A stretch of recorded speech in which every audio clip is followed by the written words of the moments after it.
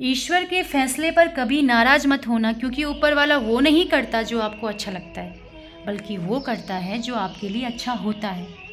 नमस्ते दोस्तों, मैं प्रियंका आपके लिए एक कहानी लेकर उपस्थित हूँ। एक सेल्स मैनेजर जो पिछले 2-2.5 साल से कंपनी में काम कर रहा था, वो हर चीज़ के लिए ऊपर वाले को धन्यवाद करता था। उसको लगता था कि उसकी जो जॉब लगी है ऊपर वाले की कृपा से लगी है। हर पल हर क्षण के लिए ऊपर वाले को धन्यवाद करता था। घर से निकलता था प्रणाम करके, वापस पहुंचता था प्रणाम करता था कि आपने मुझे पहुंचा दिया। हर चीज़ के लिए ऊपर वाले की कृपा मानता था। कभी कभी उसके साथ बुरा होता तो उसे लगता पता नहीं क्या चाहता है ऊपर वाला। 2-2.5 साल से एक ही कंपनी में जॉब कर रहा था। तनख्वाह बड़ी नहीं थी, सैलरी बढ़ नहीं रही थी। वो सोच रहा था कहीं और जगह काम मिल जाए। उसे कहीं से एक बार पता चला कि जॉब है। वहाँ पर एक व्यक्ति का कॉल भी आया था कि मैं आपसे फाइनल इंटरव्यू के लिए कॉल करूँगा। आपको उसने डेट बता दी थी, टाइम बताया नहीं था। मैं आपको कॉल करता हूँ, टाइम उसको पता नहीं था कि किस वक्त कॉल आएगी। तारीख जो थी वो आने को थी। अगले दिन उसे इंटरव्यू के लिए कॉल आने वाली थी। वो बहुत एक्साइटेड था, इस कंपनी से पीछा छूटेगा। उसने थोड़ा जल्दी का अलार्म लगाया कि जल्दी जगूंगा। तैयार होकर इंटरव्यू के लिए उसने दिमाग में रख लिया कि क्या सवाल पूछेंगे, क्या जवाब देना है, सब कुछ। लेकिन अगली सुबह जब वो जगा तो जिस समय का उसने अलार्म लगाया था, सुबह 5 बजे का, वो पता नहीं कब बजी। 5 उसकी नींद खुली, 7 7:30 बजे। वो लेट हो रहा था, उसे पता ही नहीं चला अलार्म कब बज गया। भागते दौड़ते उस फटाफट तैयारी की, नीचे पहुंचा बिल्डिंग के, बाइक स्टार्ट करने लगा। बाइक स्टार्ट नहीं हो रही थी, खराब हो गई थी। गुस्से में वही खड़ी करके निकल गया। बाहर सड़क पे ऑटो ढूंढने लगा। बड़ी मुश्किल से एक ऑटो मिला। ऑफिस पहुंचा तो लेट हो चुका था। बहुत गुस्से में था, जैसे काम कर रहा था। एक्साइटेड था कि कॉल आ जाए, मेरी इस कंपनी से पीछा छूट जाए, मैं कहीं और काम करूं। लंच होने को आया लेकिन कॉल नहीं आई। लंच टाइम में ऑफिस की कैंटीन में पहुंचा। सुबह सुबह जल्दी पहुंचा तो टिफ़िन भूल गया था। कैंटीन में पहुंचा तो वहां ताला लगा था, कैंटीन बंद पड़ी थी। इसे गुस्सा आ रहा था कि क्या दिन जा रहा है, आज का बेकार दिन। कहीं से उसने सैंडविच ऑर्डर किया। खराब सा गंदा सा सैंडविच आया, आधा खाया फिर उसने फेंक दिया। ये सोच रहा था कि ऊपर वाला क्या कर रहा है, आज आज तो मुझे ढंग से खाने को ही नहीं मिल पा रहा।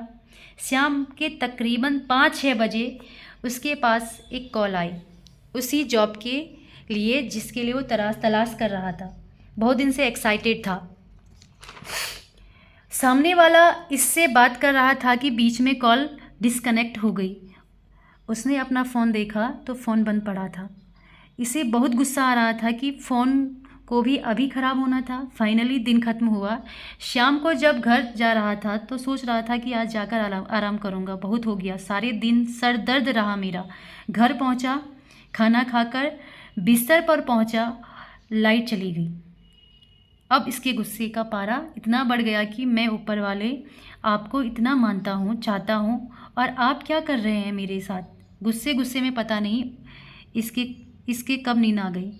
सपने में भगवान से बात कर रहा था और भगवान से कह रहा था कि आप क्या चाहते हैं मेरे साथ। मैं आपका इतना बड़ा भक्त हूँ, इतनी पूजा पाठ सब कुछ करता हूँ, और आप पता नहीं क्या कर रहे हैं।